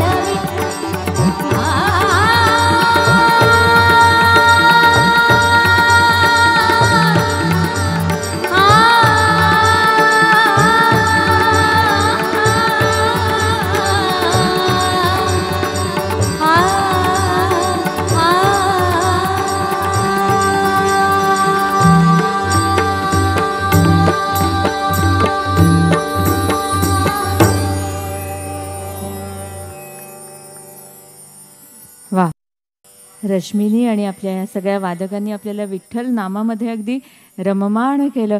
सूर नवा ध्यास नवाच्या माध्यमातून आपल्या घराघरात आणि अगदी मनामनामध्ये पोचलेली रश्मी, तिला तिच्या पुढच्या वाटचालीसाठी सगळ्या पनवेलकर रसिकांकडून भरभरून शुभेच्छा देत पुढच्या टप्प्याकडे वळते.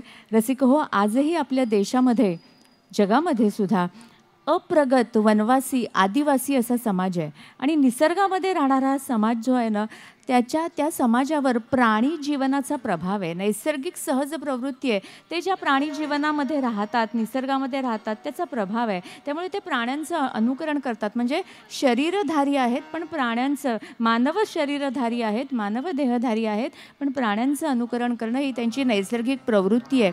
आणि अनेक अभ्यासकांनी असं सांगितलं आहे की रामायणातला हा जो हनुमान आहे, सुग्रीव आहे, नळ आहे, हे जे सगळे आहेत, वाली जो आहे, हे सगळे मानव देहधारी आहेत, पण प्राणी जीवनाचं अनुकरण करणारी आहेत.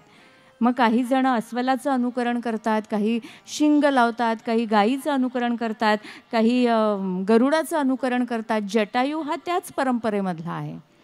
मला हे अभ्यासकांचं मत पटलं आहे, सगळ्यांना पटेलच असं नाही, की असा अप्रगत समाज रामायण काळातला की जो मानव देहधारी आहे, पण आजूबाजूचे जे प्राणी आहेत, निसर्गातले प्राणी आहेत, त्या जीवनाचा प्रभाव असल्यामुळे वानराचं अनुकरण ते करतायत. मग ही जी पुच्छ आहे, त्या पुच्छचं काय, तर त्या संदर्भात असं वाचनात आलं की त्यांच्याकडे 3 आयुधं होती. ते निसर्गात राहणारे, प्राणी जीवनाबरोबर राहणारे. गदा होती त्यांच्याकडे, धनुष्यबाण होता आणि मोठा पट्टा होता. 25-30 हात लांबीचा असा मोठा पट्टा त्यांच्याकडे होता. ते कमरेला गुंडाळायचे आणि उरलेला पट्टा असा खाली शेपटीसारखा सोडायचे. ती त्यांची पुच्छ.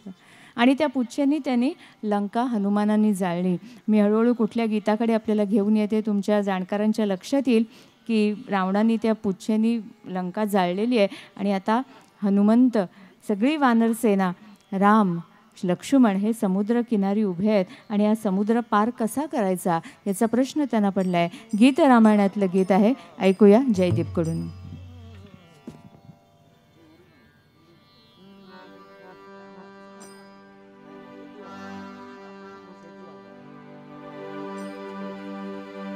सेतू बांधारे, सेतू बांधारे, सेतू बांधारे, सेतू बांधारे, सेतू बांधारे सागरी, सेतू बांधारे सागरी, सेतू बांधारे सागरी, सीतावर रामचंद्र की जय. सेतू बांधारे, सेतू बांधारे, सेतू बांधारे, सेतू बांधारे, सेतू बांधारे सागरी, सेतू बांधारे सागरी, सेतू बांधारे सागरी, सीतावर रामचंद्र की जय.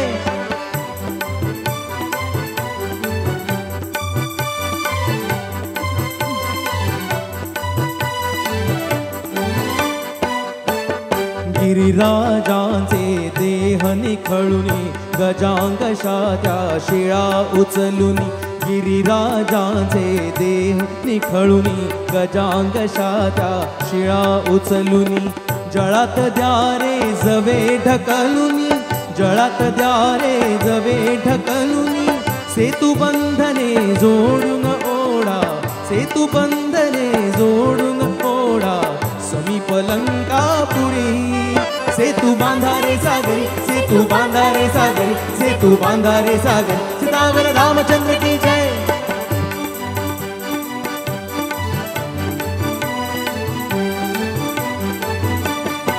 फेका झाडे, फेका डोंगर, पृष्ठी झेलिल त्यांना सागर. फेका झाडे, फेका डोंगर, पृष्ठी झेलिल त्यांना सागर. ओढा पृथ्वी पैल तटावर, ओढा पृथ्वी पैल तटावर. वडवाग्नी तो धरील माथी, वडवाग्नी तो धरील माथी. सेतू शेषापरी, सेतू बांधारे सागरी, सेतू बांधारे सागरी, सेतू बांधारे सागरी, सीतावर रामचंद्र की जय.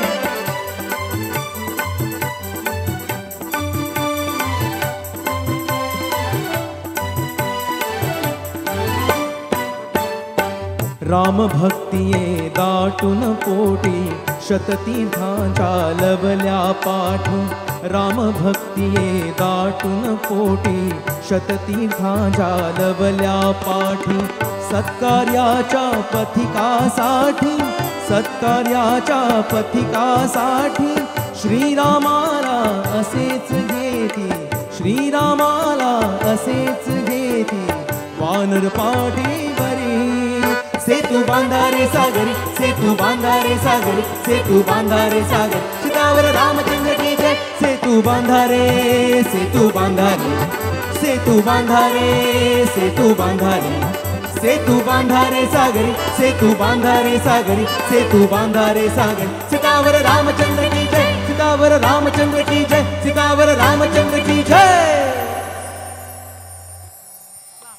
क्या बात आहे. म्हणजे बाबूजी जसं मूळ गीतामध्ये सियावर रामचंद्र की जय नाही आहे, पण बाबूजी प्रत्येक कडव्यानंतर हे म्हणत असत आणि सगळ्या श्रोत्यांना सुद्धा स्वतःबरोबर सामावून घेत असत आणि रामनामामध्ये रममाण करत असत. असं गीत रामायणातलं अतिशय सुंदर असं गीत सेतू बांधारे सागरी. रसिक हो, राम हे एक तत्व आहे, राम हे एक प्रतीक आहे. हे तत्व कशाचं बरं, तर ज्येष्ठांची आज्ञा मान्य करणं हे तत्व. आपण या कार्यक्रमातून राम जाणून घ्यायचा प्रयत्न करणार आहोत. स्वयंवरात अवजड धनुष्य उचलणं म्हणजे काय, अशक्य गोष्टसुद्धा अभ्यासाने शक्य करणं, परिश्रमाने, मेहनतीनं, चिकाटीनं शक्य करणं हे रामतत्व. ऋषीमुनींच्या यज्ञामध्ये जेव्हा दुष्ट प्रवृत्तीने खोडा घातला तेव्हा त्या दुष्ट प्रवृत्तींचा विनाश करणं, सज्जनांना सहाय्य करणं, मदत करणं आणि दुष्ट प्रवृत्तींचा विनाश करणं म्हणजे राम. राजाचं चारित्र्य हे संशयातीत असावं म्हणून केवळ एकाच्या मनामध्ये संशय आला म्हणून पत्नीचा त्याग करणारा, सीतेचा त्याग करणारा असा तो राम. पदस्पर्शानं अहल्येचा उद्धार झाला म्हणजे काय झालं, तर शिळा स्वरूप झालेला समाज आहे. आज सुद्धा आपण बरेचसे जण अर्थकेंद्री आणि आत्मकेंद्री झालेलो आहे. तर अशा शिळा स्वरूप झालेल्या समाजामध्ये चैतन्य निर्माण करणं म्हणजे राम. तर असा हे राम जे आहे ते तत्व आहे. नावाडी काय, शबरी काय, सुग्रीव काय, या सर्वांशी सौजन्यानं वागणारा असा हा राम आहे. आणि राम म्हणजे काय, राक्षसांचं मरण. राम म्हणजे राक्षसांचं मरण म्हणजे राम. तर राम हे तत्व, राम हे प्रतीक आपल्याला जाणून घ्यायचं आहे. मन अयोध्या करायचं आहे. मन अयोध्या केलं की मनामध्ये, मुखामध्ये राम असेल. आणि राम नामाचा हा जो गुणगान आहे ते आपण पुढच्या टप्प्यावर सुद्धा गात राहणार आहोत. ऐकूया.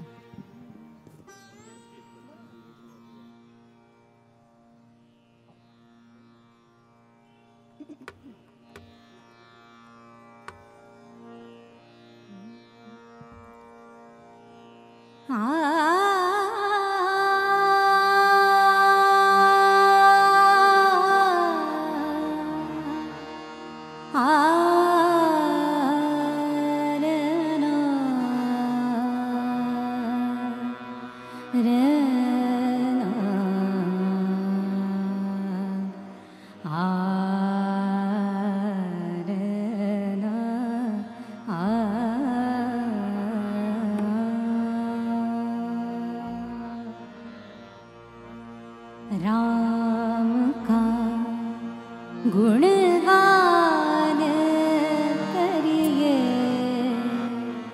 राम का गुणगान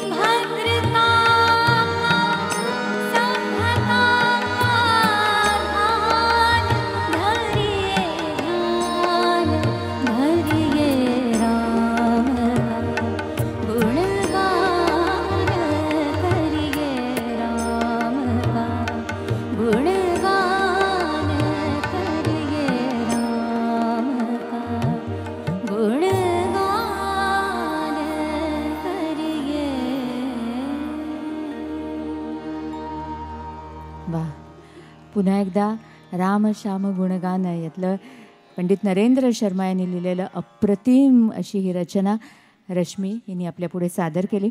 रसिको, आजच्या या कार्यक्रमाला माजी सभागृह नेते परेश ठाकूर यांच्या पत्नी अर्चनाताई ठाकूर सुद्धा उपस्थित आहेत. त्यांचं सुद्धा आम्हा सर्व कलाकारांच्या वतीनं स्वागत करते. आणि आमचा आवाज तुमच्यापर्यंत छान जे पोचवत आहेत ते पनवेलमधले प्रसिद्ध ध्वनी संयोजक सर्वेश गोखले यांचं सुद्धा आपण कौतुक करूया, कारण त्यांच्यामुळे आमचा आवाज तुमच्यापर्यंत छान पोचतो आहे. अगदी पहिल्यापासून मी म्हणते आहे की ह्या मूळ रामकथेला अनेक मौखिक परंपरेतून आलेल्या कथांची जोड आहे. रामाचा जन्म झाल्यानंतर कौसल्याच्या बाजूला अनेक दासी होत्या. एका दासीने कौसल्याला उठवलं आणि म्हटलं, महाराणी तुम्ही भानावर या, अतिशय सुंदर असा पुत्र तुम्हाला झाला आहे. कौसल्याच्या चेहऱ्यावर पण आनंद आला, त्या दासीच्या चेहऱ्यावर पण खूप आनंद होता. कौसल्याने काय केलं, आपल्या हातातली अंगठी त्या दासीला दिली. त्या दासीने म्हटलं, ही अंगठी नको मला. कौसल्याला वाटलं इतका आनंदाचा प्रसंग आहे, तिला अधिक काहीतरी हवं असेल म्हणून गळ्यातला रत्नहार काढून दिला. दासी म्हणाली, मला रत्नहार अंगठी यापैकी काहीही नको. कौसल्या म्हणाली, मग काय हवं आहे तुला? तेव्हा ती दासी म्हणाली, मला खरंच अंगठी रत्नहार काही नको, पण या बाळाला मला अगदी थोडा वेळ तुम्ही जवळ घेऊन द्याल का हो? राम ज्याच्यात मन रमतं असा तो राम. बघावंसं वाटत होतं असं ते बाळ होतं. खरं मंडळी, बरेचदा काय होतं, राम सोडून आपण हार घेतो आणि मग जीवनामध्ये हार होते. त्या रत्नहारापेक्षा सुद्धा राम रतन धन पायो असं त्या दासीला वाटलं. पण संपत्तीच्या दासांना मात्र तसं वाटत नाही जे दासीला वाटलं, जे मीराबाईंना वाटलं. ऐकूया.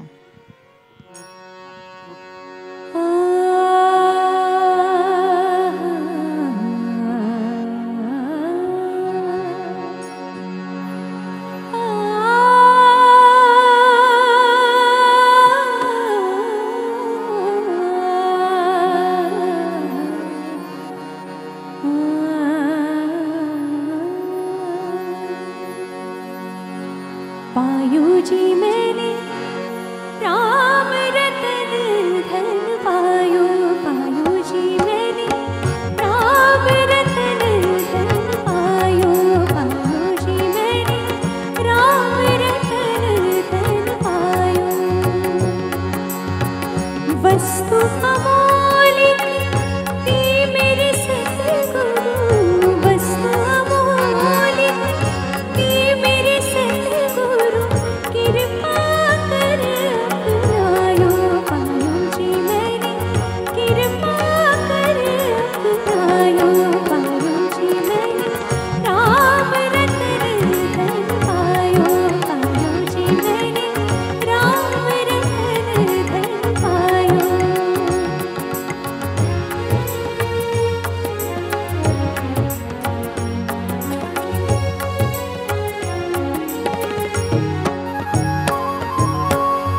जन्म जन्म की पूंजी पाई, जन्म जन्म की पूंजी पाई, जग में सभी खुआयो, पायूजी मैंने जग में सभी खुआयो, पायूजी मैंने राम रतन धन पायो, पायूजी मैंने राम रतन धन पायो.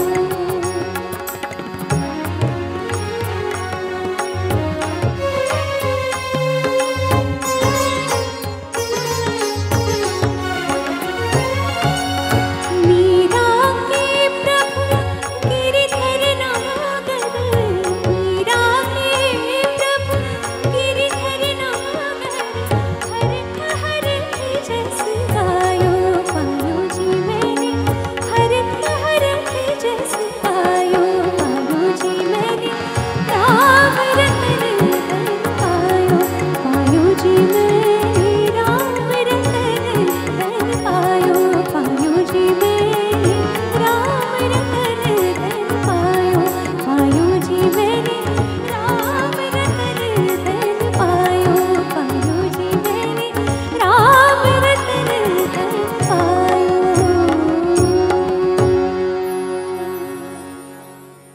वा वा.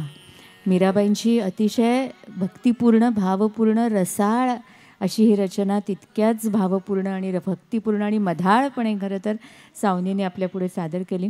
कबीरांचा एक छान रचना आहे. कबीर असं म्हणतात, पर्वत सुना एक वृक्ष बिना, पर्वत सुना एक वृक्ष सुना, वृक्ष सुना एक पाती बिना, पर्वत सुना एक वृक्ष बिना, वृक्ष सुना एक पाती बिना, संगीत सुना एक सूर बिना, सूर सुना एक भगत बिना, मंदिर सुना एक दीप बिना, दीप सुना एक ज्योति बिना, कहत कबीर सुनो बही साधू, जीवन सुना भजन बिना, हरि नाम बिना.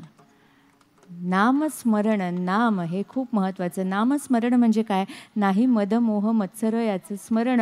आणि पंढरीच्या वारीमध्ये अखंड नामघोष, नामाचा गजर सुरू असतो. मद मोह मत्सर काहीही नसतं. सगळेजण एकाच पातळीवर असतात. उच्च नीच हा भेदभाव नसतो. आणि त्याचीच अनुभूती आत्ता आपण पुढच्या तुकोबांच्या अभंगातून घेणार आहोत. ऐकूया.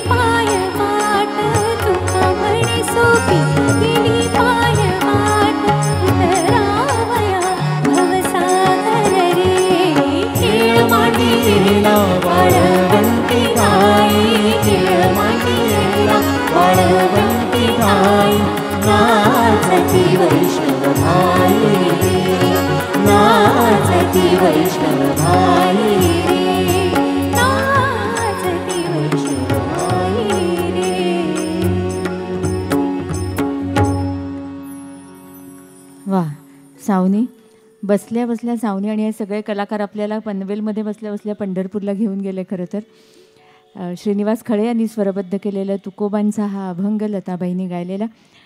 अगदी शेवटच्या टप्प्याकडे वळताना पुन्हा एकदा माननीय आमदार प्रशांतजी ठाकूर, तसंच सभागृह नेते परेशजी ठाकूर, अनिल भगत, अभिषेक पटवर्धन आणि सगळे रसिक या सगळ्यांबद्दल मी दीपाली केळकर अगदी मनापासून कृतज्ञता व्यक्त करते. आणि शेवटच्या टप्प्याकडे आपण वळणार आहोत.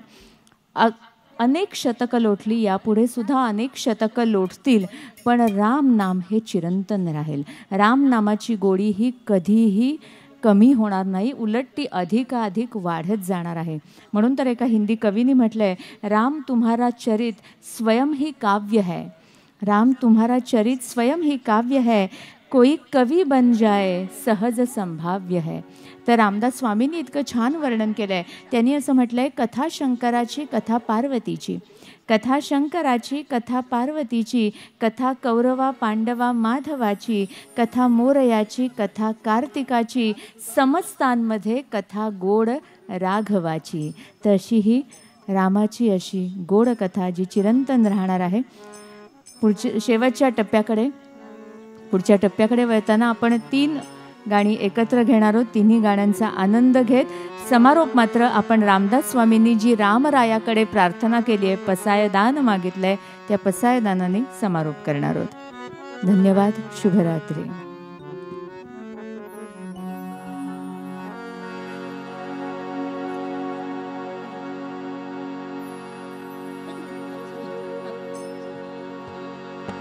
विठूचा गजर हरिनामाचा झेंडा रोविला, विठूचा गजर हरिनामाचा झेंडा रोविला, विठूचा गजर हरिनामाचा झेंडा रोविला.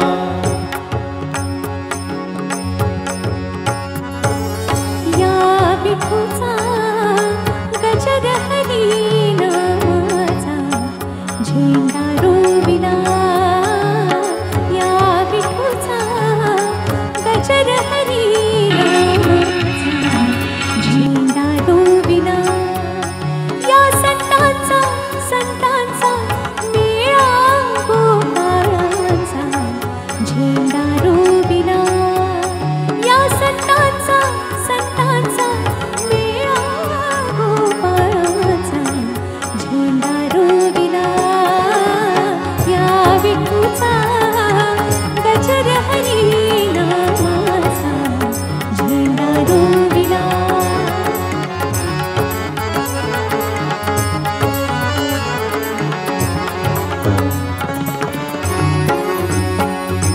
कौल घेतलाली पुन्हा शंभर वर्षी जाणं, कौल घेतलाली पुन्हा शंभर वर्षी जाणं. नांगर धरला सत्वाचा बैल मन पवनाचा डाव मांडिला. या विठूचा गजर हरिनामाचा झेंडा रोविला. या विठूचा गजर हरिनामाचा झेंडा रोविला. विठूचा गजर हरिनामाचा झेंडा रोविला. विठूचा गजर सगळे म्हणणार, विठूचा गजर हरिनामाचा झेंडा रोविला.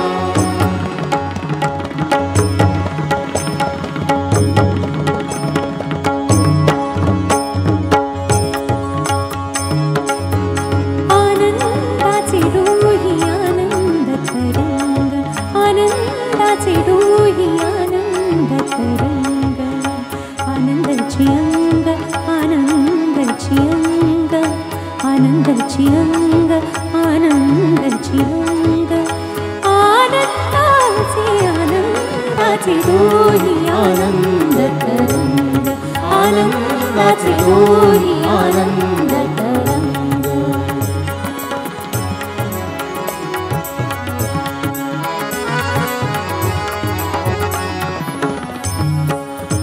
काय सांगू झाले काहीची आबाई, काय सांगू झाले काहीची आबाई, पुढे चाली नाही,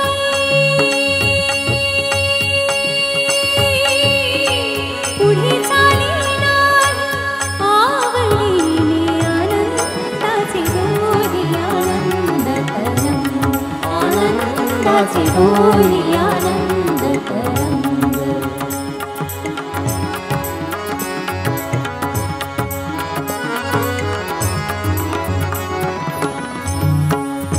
तुका म्हणे तैसा होतला कसा तुका म्हणे तैसा होतला कसा अनुभव सरिसा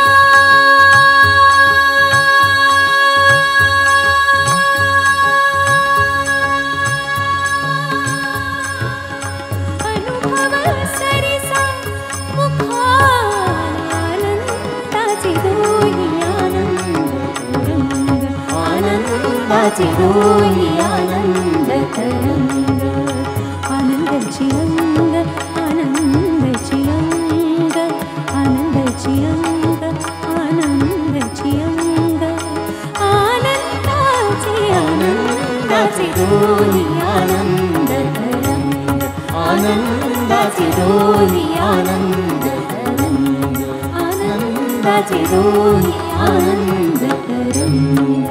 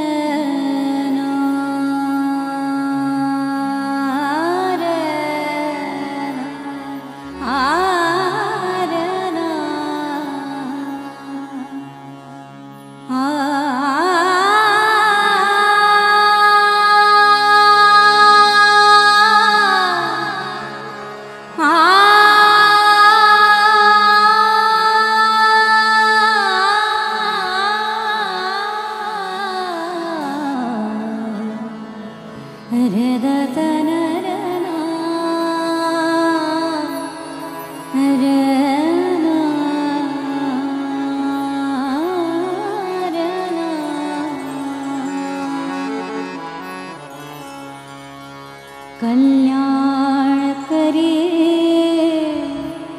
राम राया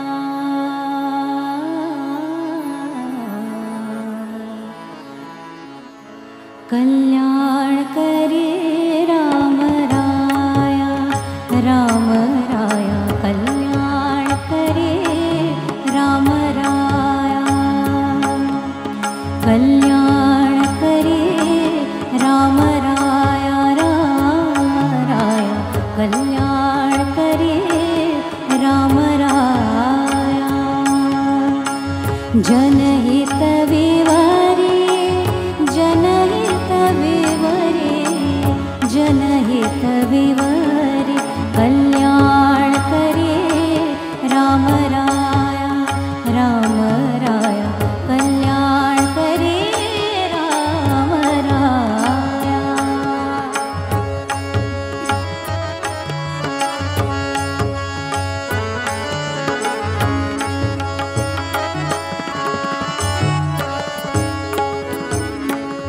तळमळ तळमळ होतची आहे होतची आहे तळमळ तळमळ होतची आहे होतची आहे हे जन हाती धरे दयाळा कल्याण करे राम राया राम राया कल्याण करे राम राया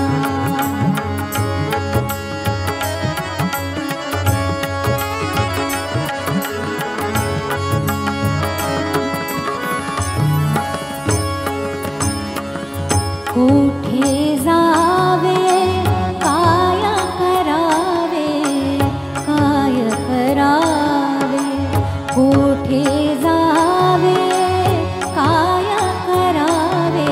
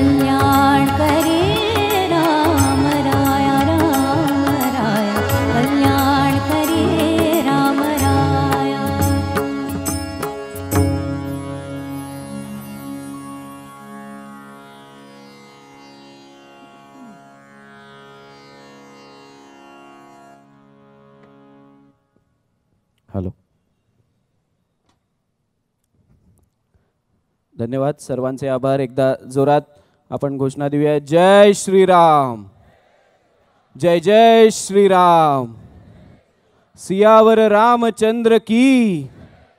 धन्यवाद, सर्वांचे आभार. सर्व कलाकारांचे, वादकांचे खूप खूप आभार. आपण इथे आलात, आम्हाला मंत्रमुग्ध केलं आपल्या स्वरांनी, त्याबद्दल खूप खूप आभार.